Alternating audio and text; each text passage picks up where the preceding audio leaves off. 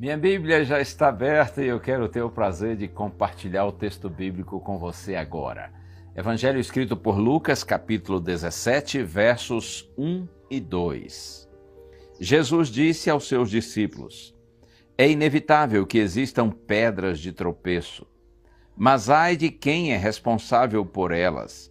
Seria melhor para esse que uma pedra de moinho fosse pendurada ao seu pescoço e fosse atirado no mar, do que fazer tropeçar um destes pequeninos. Essa aqui é uma advertência do Senhor Jesus Cristo. Ele disse: é inevitável que existam pedras de tropeço. Numa outra versão, é inevitável que venham escândalos.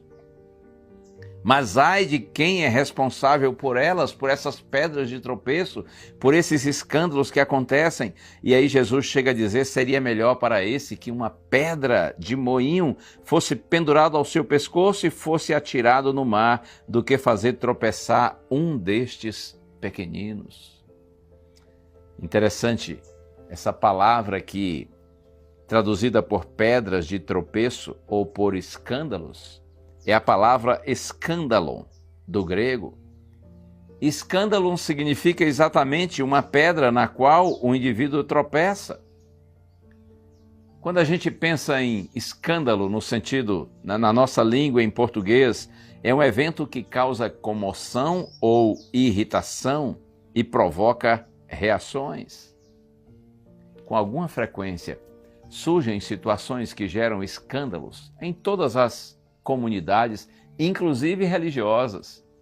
Uma importante lição que nós aprendemos nessa ocasião é essa: é preciso que eu me cuide, que você se cuide, para que nós não cometamos o mesmo erro que levou alguém a escandalizar nossa comunidade, por exemplo, a nossa igreja.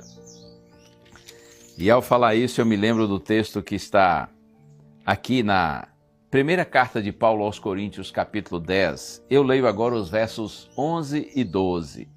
Estas coisas aconteceram com eles para servir de exemplo, e foram escritas como advertência a nós, para quem o fim dos tempos tem chegado. Por isso, aquele que pensa estar em pé, veja que não caia.